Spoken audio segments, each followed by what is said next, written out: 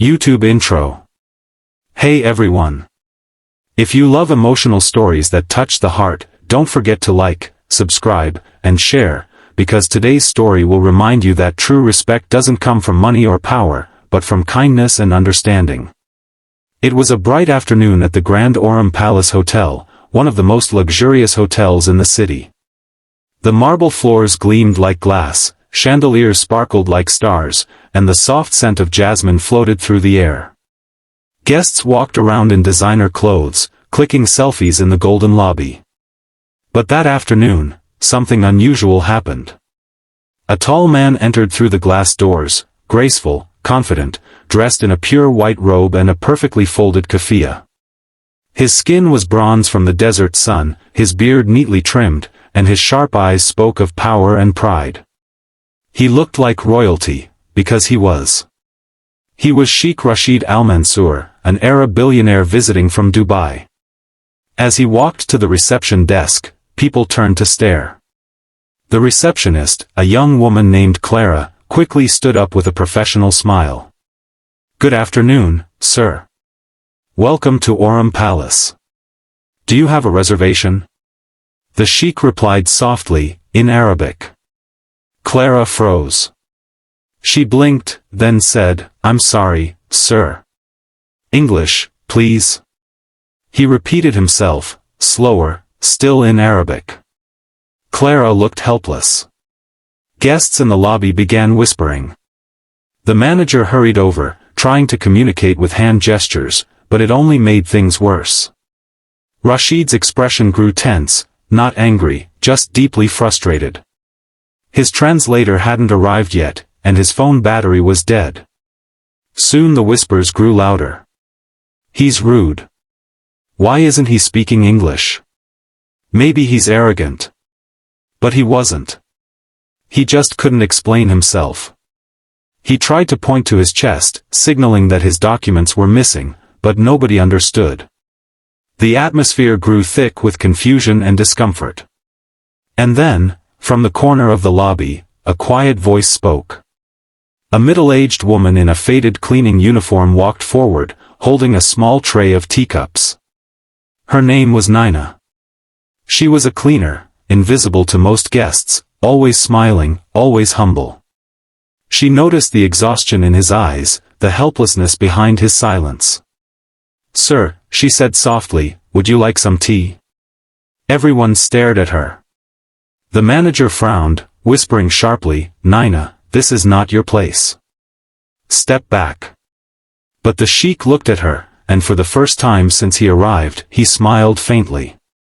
There was something comforting in her tone, something purely human. He nodded. Nina smiled gently and walked to the kitchen.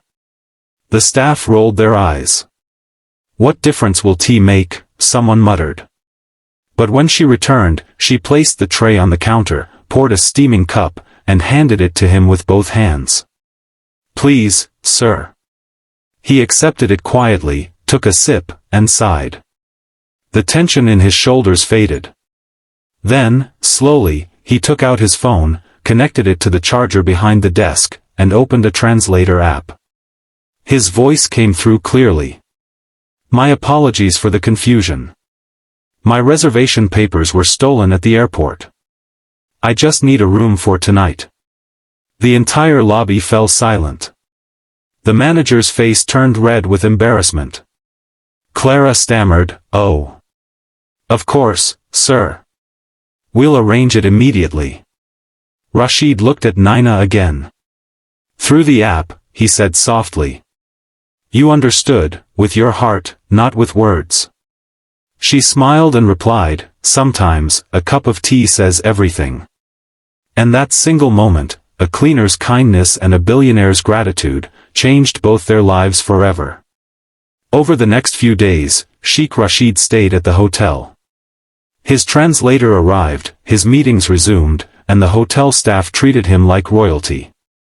Everyone wanted his attention, everyone except Nina, who continued quietly with her cleaning, like always. But each morning, the sheikh came looking for her. He would wait near the lobby corner where she usually worked and say in broken English, "Tea today, Nina?" She'd laugh softly. Always, sir. They became an unexpected pair, a billionaire and a cleaner, bound by the language of kindness. One afternoon, Rashid found her sitting alone in the staff garden, staring at her phone with tears in her eyes. Sad? He asked gently. She quickly wiped her face. Oh no, sir, it's nothing. My son, he got a scholarship abroad. But I don't have enough to send him. That's life, right? He didn't respond immediately. He looked at her tired hands, cracked from years of hard work, and said quietly, you give tea, you give peace. I give gift. She frowned, confused. Gift? No, sir, you've done enough already. He only smiled. The next day, the hotel manager called Nina into his office. His face was pale, his hands trembling slightly. Nina. Sheikh Rashid has paid for your son's full university fees. Everything. He left this note for you. Her hands shook as she opened the note. In perfect English, written in graceful handwriting, it read. The tea you offered me was not just tea, it was understanding. When the world looked at me with judgment, you saw me with kindness. May your son learn from your heart that greatness begins with humility. Tears filled her eyes. God bless him, she whispered. That evening, when Sheikh Rashid was leaving for the airport, Nina ran to the lobby, out of breath. He turned as she called softly, Sir. She stopped in front of him, her eyes full of gratitude. Thank you, for everything. He smiled warmly. No, Nina. You changed my journey.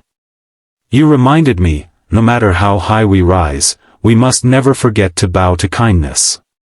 He walked out through the golden doors into the sunlight, a billionaire and a cleaner, their worlds so different yet forever connected by one small act of humanity. YouTube outro. If this story touched your heart, don't forget to like, subscribe, and comment. Because sometimes, one small act, one simple cup of tea, can change someone's whole life. Red Heart.